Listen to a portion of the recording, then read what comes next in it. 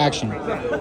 Hey folks, I'm Anthony with Anthony's Comic Book Art, and I'm here with one of my favorite guys to buy stuff from and interact and talk to, and to teach my own kid who's holding that camera. Right, Jameson? Right, okay. So, Mr. Tom Mandrake, how are you doing, sir? Great. All right, so let's get back to the origin of Tom Mandrake. When did you start drawing, and what were your influences in your style? Well, I've always drawn ever since I was a little kid. It was never a question for me. Always wanted to be an artist. Always read comics. I think I started off as more of a Marvel fan. That's because that's what I had access to. First comic book I can remember buying, Avengers #4. Oh, wow.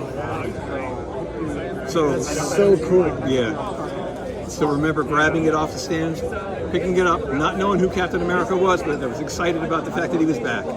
So I went home and said, "Dad, who's Captain America?" And then I went to the Did keyboard. you have a history with the character? No, from World War II? My dad was a comic book fan. Oh, cool. Pulp magazines, comic books, old radio shows, he was into the whole thing. So my dad was a big influence on me getting involved in this. He was behind me 100% all the way. Right, Jamie? It's funny, when I was doing appearances on Comic Book Man, they asked me, like, what would be the one cover that you would want? And I said Avengers 4, because that really shifted gears in the whole Marvel universe. I completely agree with that. Yeah. But all the early Marvel artists were huge influences on me. Not, you'd look at my work, you wouldn't think that Kirby was, but I think Kirby influences all of us. But Kirby and Ditko and Cole and all those guys. But then, at the same time, I discovered the Warren artists. So the horror artists, I call them horror artists, but they weren't necessarily, because that's where I found out about Alex Toth and Williamson, Angelo Torres, and those guys.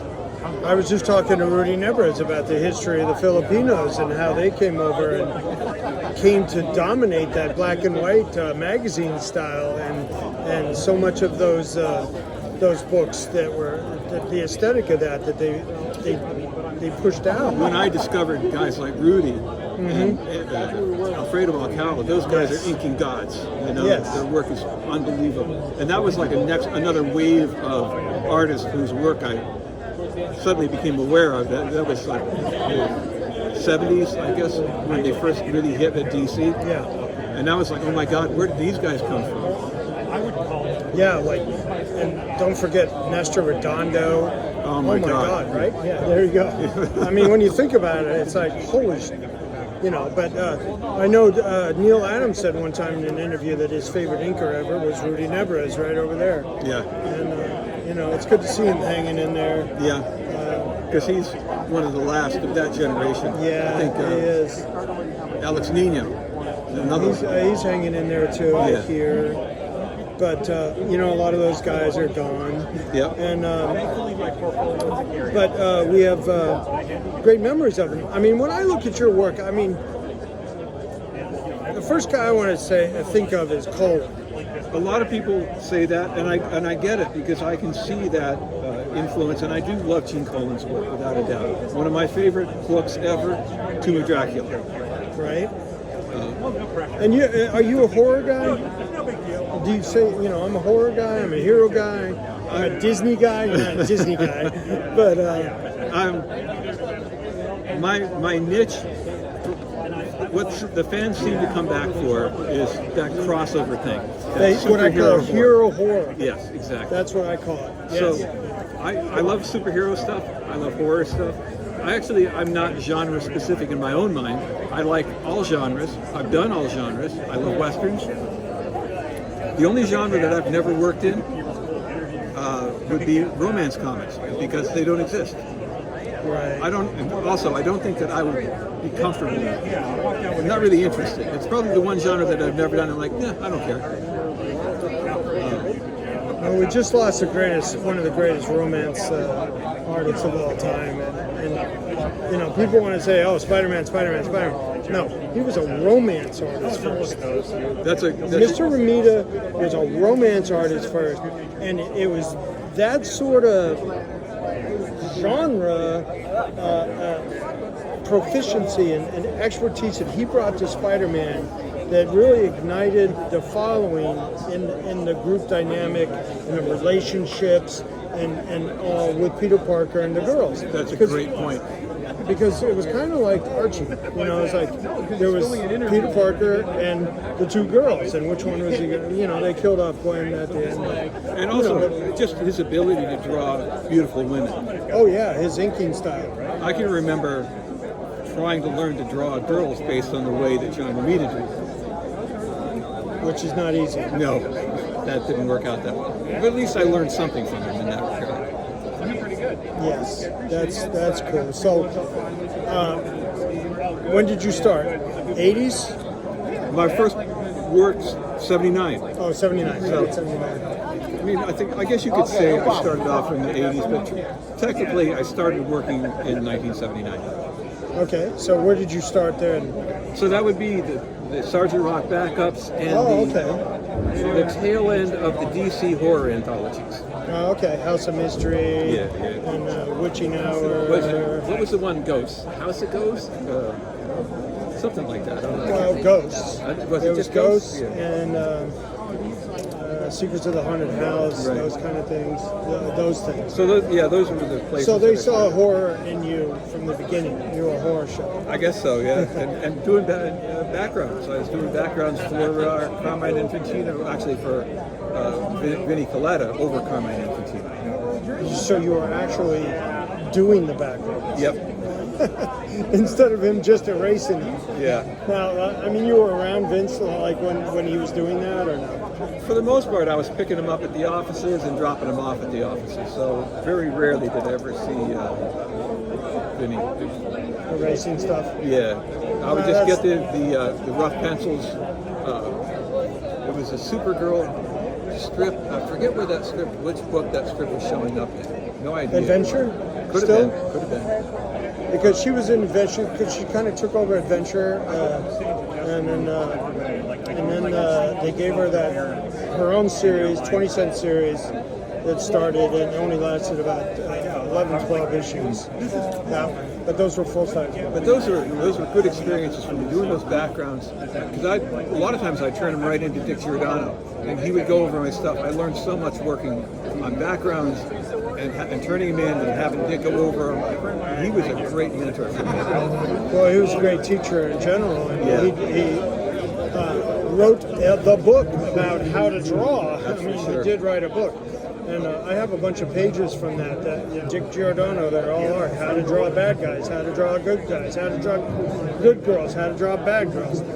Dick had a way of explaining how to ink because he worked with so many people and he had a big studio.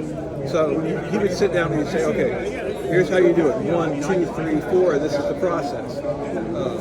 He had broken it down into such a simple way of working because he had to, because there'd be people running into his office all day that he had to train. Wow, that's an amazing man, and very willing to share his time. And a man, that you have to give credit to establishing one of the greatest aesthetics in the history of comic books over Neil Adams. Yes.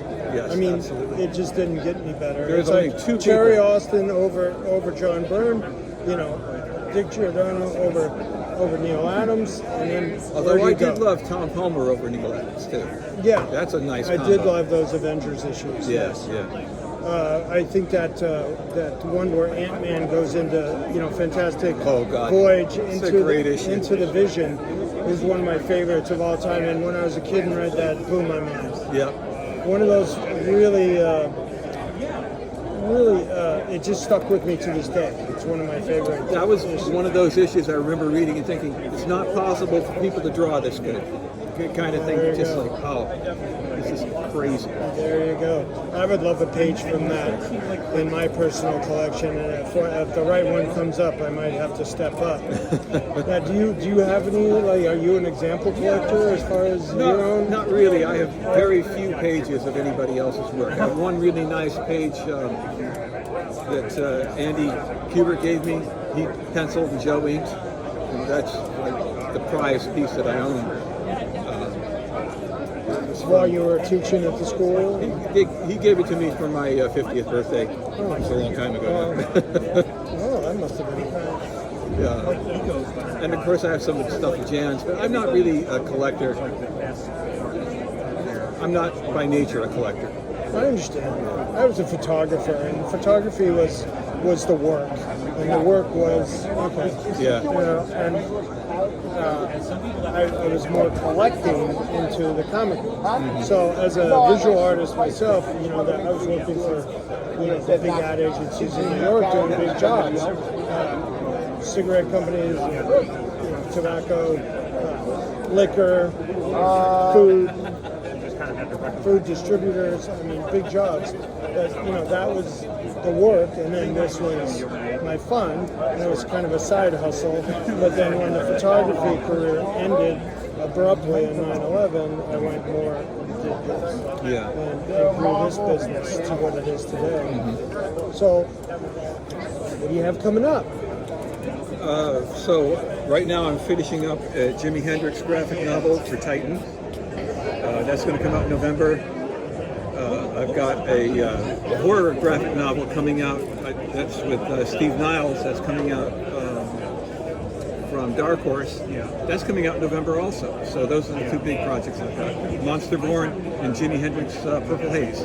Oh, cool. So does it deal with this a specific time of Jimmy's life? No, it's actually a science fiction graphic novel. So it's a total fantasy. And he's got a cosmic powered axe. Eventually he does. Yeah. Well, cool. Thanks for taking the time with us today. It's Absolutely. a very busy show. Everybody's got you sketching. Yep. We're here at the Garden State Comic Fest, and Tom's a regular here with his lovely wife, Jan, who's also a teacher at the school as well, right? Right. And your son and daughter, right? Right, Jack and Sean. Okay, great. Awesome. So I'm Anthony with Anthony's Comic Book Art. Thanks. And thank you, Mr. Tom Mandrake, for You're welcome. taking the time with me today.